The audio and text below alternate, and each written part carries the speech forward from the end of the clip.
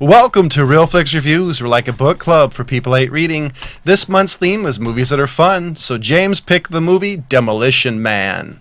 And he brings you movie news at the end of the program. This week we have Jonathan Charney, James Stevens, Ryan Preston, and Rob, the old guy. Oh, guys here.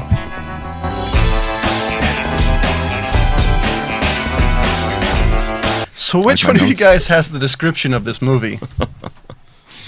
I can read it if you want.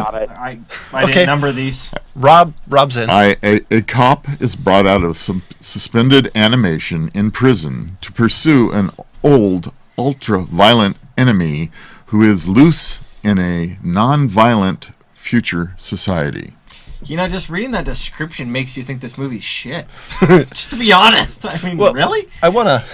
I didn't... You know what? I didn't read it until I just spoke it, and I went, that's weird. Well, it's a horrible plot. It's IMDb at its greatest. Jeez. But I mean, literally the plot. Isn't that just a horrible plot?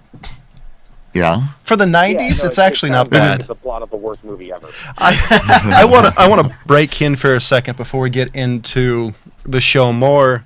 I wanted to give our condolences to the family of Mickey Rooney, who apparently died on Sunday. Yeah. Took a little while for us all to find out the whole day.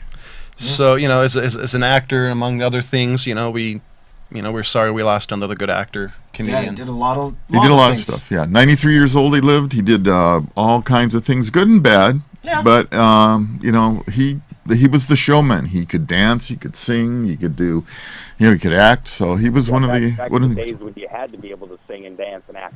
Exactly. Yeah. You really had to have talent, and he definitely was a very talented individual. Yeah, so that guy did cameos. I mean, tons of cameos last week too. Right. Yeah, tons of cameos. We're incredibly sad. We seem to be losing all the great old time actors, and it's about that time. Pull up a DVD sometime and watch some of the stuff he's done. We just might do it sometime soon. I recommend it to Mad World. Yeah. Exactly. That was very mad. All right, so to get back into it, James, you're it. So, I picked this movie for a lot of different reasons, but one of the things that I really enjoy about this movie is the bright future that the writers had for 1996 when this movie came out in 1993. I mean, L.A. was just torn up. They must blame it on NWA. It was all kill and destroy. Yeah, it was really destroyed. Rape and pillage. And even the helicopter pilots, do you remember when we used to actually be able to land in the city? Well, didn't it take place in South Central? Downtown LA. Do you want to know location? Well, I meant in the 96. When they were flying in. I would say that would be East LA. They didn't really go into specifics of where they were going. I gotta say, I love the future. How the upworld was very happy, shiny, very sterile. Yeah, the thing that I also enjoyed was there were lots of different things. Like, I even caught that Sandra Bullock said, your wife got lost in the big one of 2010. Yeah. What was the big one? Yeah. You missed it. Was that one of those lawn cherries fall over? It was. Yeah, you're right. No, that one hit the floor with a snip from the film. So. But however, they did manage to get Scott Peterson. Yeah. And Jeffrey Dahmer. Yeah. Who died the year it was Jeffrey released. Dahmer's dead now. Yeah. It's like, okay. But, I And by the way, thank God Taco Bell didn't take over all the franchises. Well, we haven't had the franchise wars yet. We got all restaurants are Taco years. Bell. Poor Conan O'Brien. But, I think that's one of the things I enjoy is that they put the writers, whoever created this futuristic world that they entered into in, 2032? Yeah. Mm-hmm. Anyway, that they entered into in 2032, there was a lot of little tidbits that they compiled into this compact little story of what they said about what the future is supposed to be. Wall-to-wall mini-tunes. Apparently everybody loses their ability to like actual music. I think the swear machine was kind of funny. Yeah. Yeah. That's one of my favorite scenes when he goes up and he just cusses the thing out and... Yep. No, screw your three seashells. Yeah. and the number one question of all moviegoers everywhere: how the hell do you use the three seashells? Hey, it's answered in IMDb. Unfortunately, it's not I'm sure it's not. Not what I'm going to accurate. share. It's not. It probably it's meant obscene. nothing anyway. Right. So I mean, you scrape, you Pretty splash. much. And know. You and got to account for like the 60 shell days. You know? yeah. and the most But they said no redundant. spicy food, so I think we're good. Well, it's all Taco Bell, man. So they're going to Yeah. need 60. And the most redundant thing ever: murder, death, kill. Really, isn't one enough? Oh, I love that. 3 non-sanctions: murder, death, kills. Murder not kills. But you know, And why didn't the old guy actually know it as the one who actually remembers the murders happening? yeah, you know, the old guy, you know, he Zachary Lamb. Yeah, I think he would have remembered those things. And then the Does that guy never tells stories in the office? Yeah. Apparently not. The guy with the glasses. Now, you don't think that in 2032 that it's going to be basically, you know, normal thing to fix corrective, you know? It was a And fashion I love the fact. statement. Did you notice that everybody It had was all for the spectacles? frames, man. Yeah. Everybody had spectacles. And Even they- their sunglasses were spectacles. And it looked like Yeah. there was a run on the nearest Japanese clothing store. Everybody was wearing some sort of kimono or Japanese shoe. Yeah. Except for the cop uniforms. It looked like was it Paul Blart Mall Cop? What's his name? But I did find it funny that they threw in the Obamacare. Glenn Did Shattuck. anybody else notice that? The The what? Obamacare little chips and everybody? Oh yeah. yeah. Oh yeah. We The all bio have genetics. those. Jacking everybody. That's right. Hello, Jack our ass, man. By the way, but the other question is, how does anybody get that reference in 2032? Since you know, You know, yeah, it's funny actually. If you watch it now, there's probably kids going, "What's a low Jack?" Yeah. I have no idea. Yeah. But you know, every time I watch a movie like this, I always have this one thought running through my head every time: is just what a waste of ammo. You know, I really wish I could just go and waste that much ammo in like 5 minutes. So you remember the scene where Wesley Snipes takes that freezing ray gun Oh, yeah, thing yeah, and he yeah, takes yeah. it, and all of a sudden it goes streaming everywhere. What did that remind you of? Ghostbusters. Oh, yeah. Yep. Yeah. he crossed the streams. Yep. Yeah. He crossed the streams. Yeah. The other question, along with James, is in a world where ammunition apparently is rare because the only place you can find guns is in a museum. Yeah. Where do they find all All that that ammo? I know. Was it Yeah, buried yeah, under yeah. South Central somewhere in the They did NWA a favor compound? and left the guns loaded. Yeah, Yeah, that was that the other too. thing. And now, Rob, you can correct me on this. I was gonna pass this one off to you. The fact that he was able to use that cannon. Yeah. Don't they, when you museum a gun or a cannon, Yes. you make it non-functioning? Inoperable, Non-functioning. You yeah. either remove the firing pin or some type of function. Correct. Well, in the event of a cannon, you know, like a muzzle loading thing, you like fill it with like cement. Yeah. Yeah, well, it depends. I mean, believe it or not, the cannon that's out in front of the Diamond Springs Fire Department, that still A has its functioning cannon. it's a functioning Yeah. cannon, and so And I think the museum that we have over at the fairgrounds also has a functioning Right. cannon. But, you know, most cannons, you know, and then you don't keep... You usually leave the balls there for display. Some of them Right. don't actually fit the muzzle. I've noticed that. so well, But, Yes, you know, ladies they and don't gentlemen, he's leave the actually powder tried. right next to it. it's anything that's a breech. Anything that's a breech loader would be welded or cut or made, you know, inoperable in any way. But a black powder cannon like that still could fire. I have to. You like my notes? That's my Yeah, notes. yeah. But well, I'm by the way, trying did to get 'em in order. Did you catch yeah. the blooper when it said about the gun where it said fission Yeah. on the display and it Yeah. said fusion Yeah. on the actual talking Yeah, there was a points? couple little things like that. But, you know... And his eyes. Simon Phoenix eyes. I Oh, never yeah. noticed it, ever. And I saw this in the theaters when it was released when he had 2 different colored eyes. Yeah. I didn't even notice that. Yeah, he does. Yeah, there was... That was one of the things that was, like, one of the glitches. Did you read that on IMDb? Did you actually notice it? I read it and I'm like, no way. And I actually was Yeah. like, oh my on the God. side when it's on the back, right? Yeah. You know what was amazing to me is how many of these actors that we know today. No, that jumped in Rob, there. this is the who's who of '90s character actors. man. Absolutely. And I'm- young actors. I mean, a young Rob Schneider. for Oh, I crying out know. loud. Young- Dennis I know. Leary. I know, that's you actually know. the only role that Rob Schneider's ever done that I don't get pissed at him at. And Benjamin Yeah, Bratt, yeah. And Benjamin Bratt, right? he was the one. What were you saying, Ryan? Oh no, I was just going to keep listing all the character actors. Yeah. I was just oh, saying, 'cause yeah. Benjamin Bratt, I was actually... I was surprised at because I was thinking he also starred in the other Sandra Bullock movie, Miss Congeniality, and I think he's been in at least another one Yeah. with her. Yeah. The funniest thing was that Nigel, was it the Nigel Hawthorne and Glenn Shaddix. He said Associate Bob. He was also in the movie Beetlejuice. Yeah. Mm-hmm. Right. Yeah. So I just always thought that this one, to me, Demolition Man was one of those films that kind of got swept under the rug too quickly. Yeah. For the enjoyment factor that it actually has. Oh, I mean, and like I mentioned, is the fact that they went into so much detail in this futuristic world that they created only for a short. I mean, how long was this film? Like only maybe 90 minutes. It's an hour and 55. Okay, a little bit more than I thought, Yeah. but for just something that wasn't a film that they were going to make more of. Do you know Jack Black was in this movie? Yeah. I didn't realize that.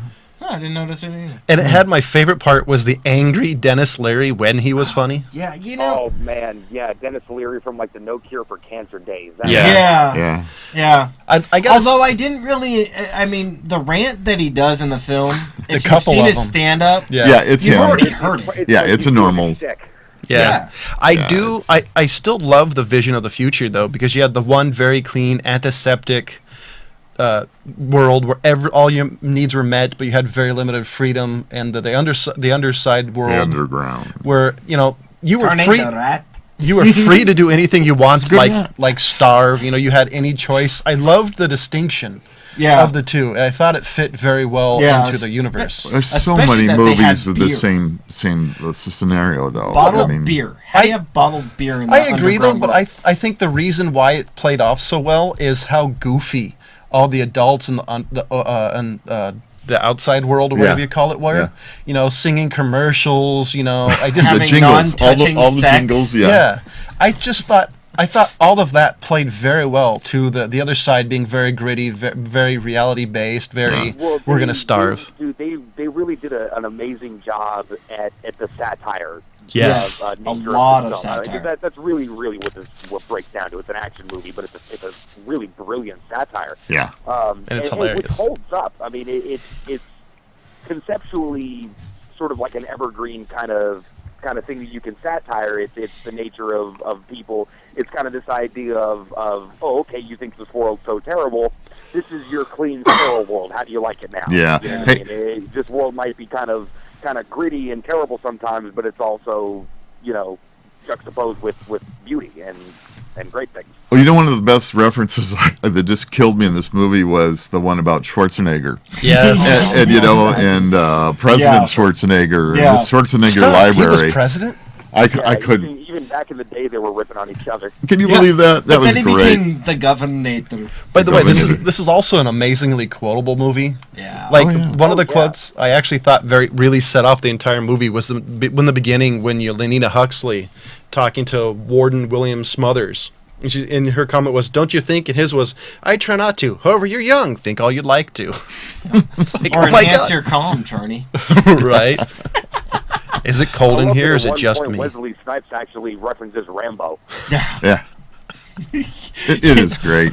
Yeah, for one of this one to me was like one of the pinnacle action movies. Yes. I mean there's the Rambos and there's all those other things, but this one was one of those where they kept on calling him, the gorilla ape. They made fun of the action hero, the Demolition Man, to a part that wasn't over the top, like kind of what they've been doing with the. I'm a seamstress. Yeah. Oh, I like the car where he was the cannoli. Well, what works so good about this movie is they did such a good job of being self-aware that all of those action movie jokes, the things that we come to know as cliche, the guns never running out of bullets. Right. I'm pretty sure he dove through some like metal, like as if it was glass. Yeah. A couple of times. All those things work so well in this movie. Because it's taking itself so lightheartedly, I actually think this is the 90s movies at its best. It has plenty of the 80s action cliches, but 90s self-aware. I think everything about this movie is hilarious. Like you guys said, this movie stands up even today, even maybe more so, because it doesn't take itself so serious. As long as you don't take the the whole big one of 2010 seriously. Right. You don't take that, but I got to tell you, they're right on with Schwarzenegger, Yeah, weren't they were. And Even- they predicted called that. one. I mean, Obama got elected. Why can't Schwarzenegger? Yeah. You know? Yeah. The Obviously, only you don't have to be a natural born citizen. Ooh, And the- shoot, did I say that on air? and the We cars. should be political. Yeah, And the cars. Come on, opinion versus opinion. and the cars. I want a self-driving car like that. Oh, yeah, that Minus was the pretty cannoli foam. I think that would be an awesome car. Well, I liked the actual car that he had. You know, the old. Oh gosh. The 442. Yes, Yeah. and then I liked the fact that she knew what engine was in it without Right. even opening up the hood. Yeah, how about that? She Damn. studied. Yeah. God. Yeah, because that's not what 442 means. And how about that? You can still start that car after all those years. I know. Gasoline With didn't go that bad. gas and Air's still oil. on the tires. And don't forget, gasoline is illegal along with salt. Yeah, I thought that, Only I with thought salt, that no was salt. pretty funny because I mean that was I actually I kept- hate to say it, but that's that liberal mindset that we're fighting today. I actually We're not going to go too far into opinion versus opinion, Yeah. but I just want to say that's kind of what it's coming up to is it's not good for you. We want to make it legal. Every time I hear that in that movie, I always expect to see Snake Plissken walk in through the scene because if you watch that movie, that's also illegal. Too funny. Really. Yeah, this movie definitely has shades of like Idiocracy kind of social commentary. It does. Like almost hitting you in the face with it at some point. I love the tagline of the movie, though. The cops aren't equipped to deal with this. That's right. I just think it's. Man. I just love that Nothing's he's like, changed. He's like, computer, what do I do? Tell Oh, criminal to yeah. lay on the ground. Wasn't that great? Or That all the was great. typing, or her typing out the question, then asking it. And Really? Then he says, you know, Apparently Siri or sucks even then. else. Or Yes. else. No, Yes, add or or else. Or And he else. and he gives probably the best look of any '90s action movie. The Oh, and did you love the hip hop music at the times? the ending. Yeah. The worst was the ending credits. The song at the ending credits. I don't remember being it that bad, but dear God, it's the worst part of this movie. You know, it wasn't that bad when it was in the 90s. No. I don't know. I still thought it was bad then. plus the parachute pants that he had in the Yeah. in the beginning scene with that jacket. Oh man, that was hip. Or what about That was the? Oh, yeah. hipness. Or what about the tires? The cut up tires Simon Phoenix was wearing. Oh yeah. Yeah. I love the other part about this movie. I love is when they're in the car talking about all the subliminal programming he got. Yeah. When I was explaining how Simon Phoenix was, explosive expert, was this? He was basically Terrorist expert. He was basically a black Steven Seagal. You know. He was also proficient in murder, death, kill. Yes, Yes. the most redundant thing in the movie. I always loved that. What is Greatest line. What's I an agree. MD? I want to get a bumper sticker. that What's says an murder, death, kill. MDK? Murder. What is death, Yeah, that's like, what is an MDK? Really? And the other part that always made me laugh is, are you coming down with a virus? When everything is illegal, how does it come down with a virus? Okay, I got one for you. Did you know the Demolition Man written and performed the song by Sting. Sting? Yeah. Holy Doesn't cow! surprise me. That's That's funny. the worst Sting song ever. Oh, no kidding. Yeah. That's even worse than Everyone for Love on the end of the 90s and Three Musketeers movie. That answers You a know, lot the of one that questions. always bothered me was the "Live and Let Die." The song that Guns N' Roses wrote for the Bond movie. Yeah. I do have a question. What the hell does Wesley Snipes say to open the cuffs and the when he's unfrozen? Oh yeah. Teddy there's- Bear. Teddy bear? Teddy bear. Okay, I've always wondered. I could never understand it.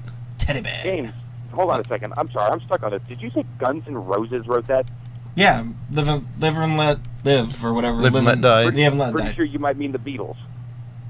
Yes. For the Welcome the to movie? Welcome to I thought it was performed by Guns N' The Roses, movie wasn't Live it? and Let Die. I don't even think Guns N' Roses were a band at the time. I have to go look that up. welcome to All right, this anyways. week in music, ladies and Yeah, gentlemen. there you go. Anyways, I think you got him, James. No, sorry, Ryan. Ryan. Ryan got it. Excuse me, ladies and Listen, gentlemen. don't listen to me. I'm an old guy. Yeah, excuse me, ladies and gentlemen. James and the old guy have an old guy moment here on Real that's Flix right. Reviews. All right, whatever. I knew don't it was care. the Beatles. Ryan's right. I don't like the Beatles. He doesn't actually. I You should gonna- hear his rants. Give me a minute. I want to unplug his mic and kick his ass out. I don't give a crap. So Beatles suck. okay. I only like maybe 3 of their songs. Just Well, So to get back in the show, Just lost Ryan, my good graces, Hey, buddy. Jude. Ryan, what was your favorite moment in this movie? Oh man, dude. shoot. So many of the fish out of water moments with Stallone were so bloody classic. I don't know. It was. I can make you a list of 100 different Just one will do in this movie. Just one. Well, I'll go back to you. To you. I'll come back to you, James. Apparently, are you talking to one of your roommates? Jeez, tell him to shut up. So anyway, yeah, you're on the air. I know. Like I said earlier, was one of my favorite moments is when he cusses out the little machine to get the toilet paper, the fine machine. Yep. That one's probably one of my favorite parts. And then the other part that I would say is more of my standout part is when Simon Phoenix. Thank you. Not River Phoenix. He died. Different color. Ooh. Especially then. Is when he really is when he's over there and he goes up to the computer and goes, "Oh, I'm a hacker," and he's sitting there typing on everything. And the cops come up and try to arrest him. That was just great. Yes. Like, really, Rob? I said it earlier. I really like the car crash where instant foam and. Oh man, I wish that was a thing. Yeah. And the line that came after that. It was Jason all of a sudden. All of a sudden, the cannoli. I think my all-time favorite one was the one I mentioned where Sandra Bullock goes, "Would you like to listen to oldies? Oldies?" And he has this two-finger thing. It's like, "Somebody stick me back in the fridge." Yeah. I love that. Ryan? You still want me to pick one moment again? Yes, just one. I picked two. There's 50 moments. I'll just mirror what what's his name? James said. The Beatles hater. Yeah. Apparently, he had an old guy moment too. Okay, moving on. Okay, so wait, what? I was saying maybe him cuffing out the machine might tip the scales. All right. So James, what is the rating on this movie for you? I gotta go with a 4 actually. I didn't think I'd go that high on it, even though I picked it. But actually seeing it after not seeing it for maybe 10 years. 4. Ryan, what's yours? Oh yeah, solid 4 out of 5. This movie is the definition of fun, and if you try to make fun of it, it's already making fun of itself. Yeah. Rob? Yeah, I agree, and you know how tough I can be. This is a 4. I really wasn't expecting a 4 out of you. No, you know what? Believe it or not, when I saw the movie originally, it took me a while to remember a lot of the different scenes and different slogans and the music, all the theme music they were singing and everything, and then it all came back to me, and I liked it back then, and I like it now. It's just funny as hell. I mean, if you can't. Like Ryan said, it's a movie makes fun of itself already, so that's a good thing. Yeah. So. And wow, I'd give it a 4 out of 5. Is this the second week that we did? Yeah, 4. I give it for everything that he said. They said just because it's a hilarious movie. Oh, John, did you actually find his name amusing after playing Halo? John Spartan. I just caught that now. Did you? Oh man, I was wondering. But they don't technically give his last name though. No, they don't. But it's 117. Actually, they do. Well, we can talk about that off the air. Anyway, ladies and gentlemen, I wanted to let you know that we do have a Facebook page. Do us a favor, drop us a line, tell us of a movie you'd like us to do, or a review, or hey, if you hate any of us, like the most recent hate mail to James. So let us know. I got one more thing. That's the best Sandra Bullock could have overlooked. Yeah. I had to throw that in there, Sandra. Yeah. You were hot. And I had a big crush on her because of that movie. And that 40-pound dress she had at the Taco Bell scene. So, ladies and gentlemen, this Sandra next... Bullock was adorable. Yeah. Like Love Potion number 9, adorable. Ladies and gentlemen, it's a movie she's in. Trust me on this one. Ladies and gentlemen, next part of this one is movie news, and looks like James has Rob's notes. So, he's trying to get them in order. So I was going to talk about Beastar G is moving off to Universal Studios to get picked up. What is? The new Battlestar Galactica. Oh. Really? Yeah, it got dropped. Oh, I don't remember who dropped them. Do you remember who dropped them, Ryan? Was it Paramount? Was it Paramount? Anyway, I don't remember who dropped them, but they got dropped and Universal's picking them back up. So do you know anything as a movie? As a movie. Does it take after? Where does it take place? After the movie? Before the movie? I believe it's the conclusion of it. Because I thought it wrapped it up pretty well. I thought they did too, especially with some of the little in the middle, the razor and all those things that were add-ons to. I would like a prequel, thing. Maybe explaining they're going to have a little bit more. I mean, if they're going to stick to the movie, it's done. They're the Cylons are the Cylons, and they're taking over. Well, so I mean, they were originally going to do this back in 2009, like shortly after the movie finished, but I'm not seeing any plot on it yet. Yeah. But Universal's picking it back up is what the movie rumor thing got put out today. I could actually see it coming back more as a TV series. I would be excited for that, but it's kind of one of those that really, like you said, where are they going to go after? No, well, yeah, My question that's the problem. really? I think Jonathan's got it right. Maybe it needs to go into prequel. My question is, who owns the problem? Is there was a prequel, and the other question, who actually owns the rights to it? But they said that actually, I guess this started right. This one came out right after we started the show. Oh. The movie will reimagine the story. Oh, great. Yeah, oh man, that's a failure already. Yeah. I don't know about all that, man, because you're running into a one major problem right off the bat. Everybody's so in love with that TV show. Yeah. That it's going to be like people who read the book and then saw the movie of whatever that example you want to use. They're going to be like, oh, it wasn't as good as the book, because the book is always a lot more in depth. Sure. You go from that much of a deep, involved TV show to a movie. Yeah. They're going to be jumping all over the place with the time, trying to shove everything into that kind of a format. It's not going to. It's a disaster waiting to happen. My main question is, how are they going to imagine this? Are they going to reimagine this like the Dukes and Hazzard movie and make this more like the original? Isn't this like we always talk about? They can't come up with anything original. Yeah.